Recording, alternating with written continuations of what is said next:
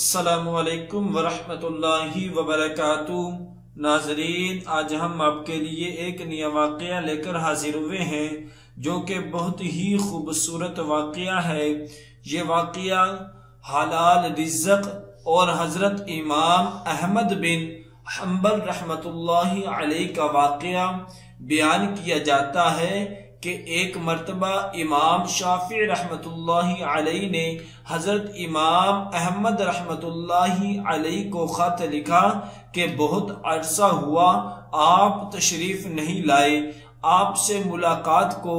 جی چاہتا ہے۔ جواب میں حضرت امام احمد بن حنبل رحمت اللہ علیہ نے فوراً اپنا پروگرام لکھ کر بھیج دیا کہ فلاں دن فلاں تاریخ کو میں آپ کی خدمت میں مصر میں حاضر ہو رہا ہوں۔ حضرت امام شافعی رحمت اللہ علیہ نے اپنے گھر والوں کو، اپنے ملنے جلنے والوں کو اور دوسرے علماء کو ان کے آنے کی اطلاع دی، پھر ان کی دعوت اور ان کے استقبال کا خصوصی اہتمام کیا۔ آپ نے لوگوں سے بتایا کہ اگرچہ وہ میرے شاگرد ہیں مگر وہ ایک بہت بڑے امام ہیں، اللہ تعالی نے ان کو بڑا مرتبہ عطا فرمایا ہے۔ چنانچہ جس دن ان کو پہنچنا تھا اس دن امام شافعی رحمت اللہ علیہ اپنے شاگردوں اور دوسرے علماء کو لے کر ان کے استقبال کے لیے شہر سے باہر تشریف لے گئے۔ اس وقت مصر کے جو بادشاہ تھے وہ بھی حضرت امام شافعی رحمت اللہ علیہ کے معتقد تھے، وہ بھی امام صاحب کے ساتھ استقبال کے لیے چلے آئے۔ پھر یوں ہوا کہ حضرت امام احمد بن حنبل وقت مقررہ پر پہنچ گئے۔ حضرت امام شافعی رحمت اللہ علیہ نے ان کا بڑا شاندار استقبال کیا اور پھر عزت و احترام کے ساتھ ان کو لے کر گھر پہنچ گئے اور ان کے لیے بہترین کھانے کا انتظام کیا۔ اس زمانے میں عام طور پر اولیاء اللہ اور بزرگوں کی شان یہ تھی کہ وہ کھانا بہت کم کھایا کرتے تھے اور رات بھر اللہ تعالی کی عبادت کیا کرتے تھے۔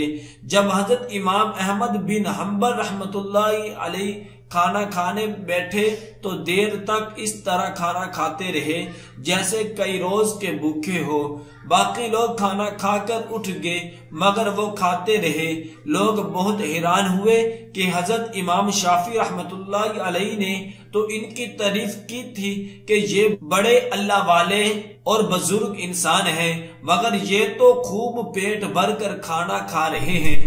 لوگوں میں اور گھر والوں میں ان کے بارے میں چھم گوئیاں ہونے لگی لیکن کوئی کچھ نہ بولا۔ پھر جس کمرے میں حضرت امام احمد بن حنبل رحمت اللہ علیہ کے لیے رات کے وقت آرام کرنے کا انتظام کیا گیا تھا، اس کمرے میں حضرت امام شافعی رحمت اللہ علیہ کی بچیوں نے ایک مثلی بچہ دیا، مسواک رکھ دی، استنجے کے لیے ڈھیلے اور پانی رکھ دیا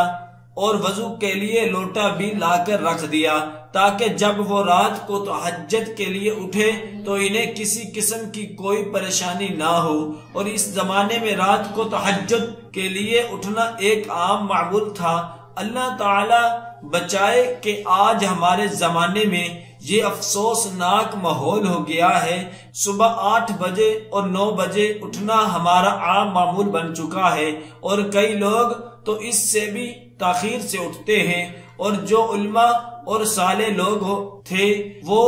تو رات بھر عبادت کیا کرتے تھے۔ اللہ تعالی ہم سب کو بھی تہجد پڑھنے کی توفیق عطا فرمائے، آمین۔ بہرحال حضرت امام احمد بن حنبل رحمت اللہ علیہ نے رات کو اس کمرے میں آرام کیا اور صبح اٹھ کر فجر کی نماز پڑھنے چلے گئے۔ جیسے ہی وہ نماز کے لیے نکلے تو حضرت امام شافعی رحمت اللہ علیہ کی بچیاں اس کمرے میں آ گئی تو وہاں دیکھتی ہیں کہ پانی کا لوٹا ویسے کا ویسا پانی سے بھرا ہوا ہے، نہ مسواک استعمال ہوئی، نہ ڈیلے استعمال ہوئے اور نہ وضو کے لیے پانی استعمال ہوا، سب کچھ جیسا تھا ویسے کا ویسا ہی رکھا تھا۔ اب ان کے دل میں یہ شبہ ہوا کہ شاید رات کو چونکہ زیادہ کھا لیا تھا اس لیے تہجد کے لیے آنکھ نہیں کھل ہوگی۔ جبکہ فجر کی نماز پڑھ کر حضرت امام احمد بن حنبل رحمت اللہ علیہ تشریف لائے تو گھر والوں نے حضرت امام شافعی رحمت اللہ علیہ سے کہا کہ آپ نے فرمایا تھا کہ وہ بہت بڑے اللہ والے اور بہت بڑے بزرگ ہیں، مگر رات کو انہوں نے کھانا بھی خوب کھایا، رات کو ہم نے ان کو وضو اور استنجے کے لیے پانی اور ڈیلے رکھے تھے، وہ بھی استعمال نہیں ہوئے، معلوم ہوا کہ رات کو تہجد کی نماز بھی نہیں پڑھی۔ اب حضرت امام شافعی رحمت اللہ علیہ کو بھی تشویش ہوئی، لہٰذا انہوں نے حضرت امام احمد بن حنبل رحمت اللہ علیہ کو بلایا اور انتہائی میں لے جا کر ان سے پوچھا کہ اس طرح کی باتیں سننے میں آ رہی ہیں کہ آپ نے کھانا بھی غیر معمولی طور پر کچھ زیادہ کھایا، اور جس کمرے میں آپ کے لیے سونے کا انتظام کیا گیا تھا اس کمرے میں آخری شب میں استعمال کے لیے جو چیزیں رکھی گئی تھی وہ بھی استعمال میں نہیں آئی۔ کیا بات ہوئی؟ آپ پہلے تو ایسے نہیں تھے، کیا یہاں سے جانے کے بعد آپ کے مزاج میں کچھ تبدیلی آ گئی ہے؟ حضرت امام احمد بن حنبل رحمت اللہ علیہ نے فرمایا کہ حضرت میرے بارے میں جو باتیں ہو رہی ہیں وہ درست نہیں ہیں، بلکہ بات کچھ اور ہے۔ بات دراصل یہ ہے کہ میں جس وقت کھانا کھانے کے لیے آپ کے دسترخوان پر پہنچا اور جس وقت میں نے اس کمرے میں قدم رکھا تھا تو میں نے دیکھا کہ اس کھانے کے حلال اور طیب ہونے کی وجہ سے وہ کمرہ نور سے چکو چوند ہو رہا ہے، اور یہ دیکھا کہ آسمان سے لے کر اس دسترخوان تک انوار کی بارش ہو رہی ہے۔ جب میں نے یہ صورتحال دیکھی تو میں نے سوچا کہ شاید اس سے زیادہ حلال اور طیب کھانا مجھے زندگی میں نہیں ملے گا، لہٰذا جتنا بھی زیادہ سے زیادہ اس کو کھایا جا سکتا ہے کھا لیا، اس لیے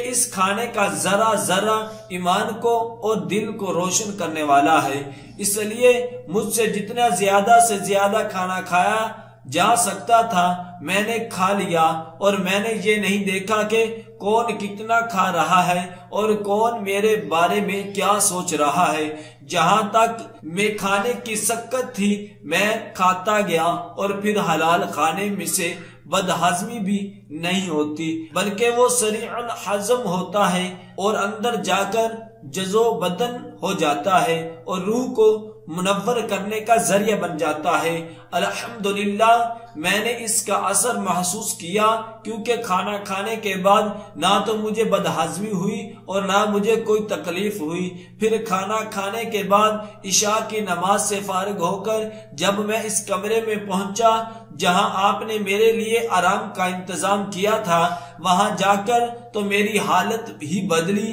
ہوئی تھی، اور سونے کو اور آرام کرنے کو میری طبیعت چاہ ہی نہیں رہی تھی۔ اگرچہ میں سفر کر کے آیا تھا مگر اس کھانے میں اتنی غذائیت اور توانائی تھی کہ میری تھکن بھی ختم ہو گئی اور سستی بھی جاتی رہی، اور جب میں سونے کے لیے لیٹا تو مجھے نیند نہ آئی، لہٰذا لیٹا رہا اور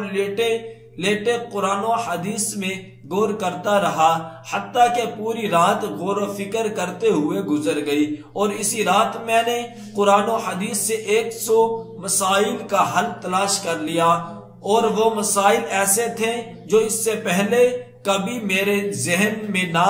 آئے ہو اور نہ ان کی طرف میرا کبھی خیال ہو گیا ہو، لیکن جب آج کی رات میں نے غور کیا تو مجھے ایسا محسوس ہوا کہ قرآن و حدیث کی علوم اور اثرات میرے سامنے کھلے ہوئے ہیں۔ تمام مسائل کی تفصیل اور جوابات میرے ذہن میں آتے چلے جا رہے تھے، اور صبح تک میں مسائل کا حل جانچتا رہا۔ اسی حالت میں صبح ہو گئی۔ یہ سب آپ کے کھانے کا اثر تھا جو رات بھر میں نے محسوس کیا، اسی لیے تہجد کے وقت نہ تو لوٹا استعمال کرنے کی ضرورت پیش آئی اور نہ مسواک کرنے کی ضرورت پیش آئی، اور وہی عشاء کا وضو میرے لیے فجر میں کام آیا۔ یہ سن کر حضرت امام شافعی رحمت اللہ علیہ نے پھر اپنے گھر والوں کو حقیقت حال بتائی اور جو لوگ ان کے بارے میں غلط قسم کی باتیں کر رہے تھے ان سے کہا کہ تم نے ان کی شان میں گستاخی کی ہے، لہٰذا ان سے معافی مانگو۔ دعائیں کہ اللہ تبارک و تعالی ہم سب کو ان کلمات پر عمل کرنے کی توفیق عطا فرمائے۔ صدق اللہ العظیم۔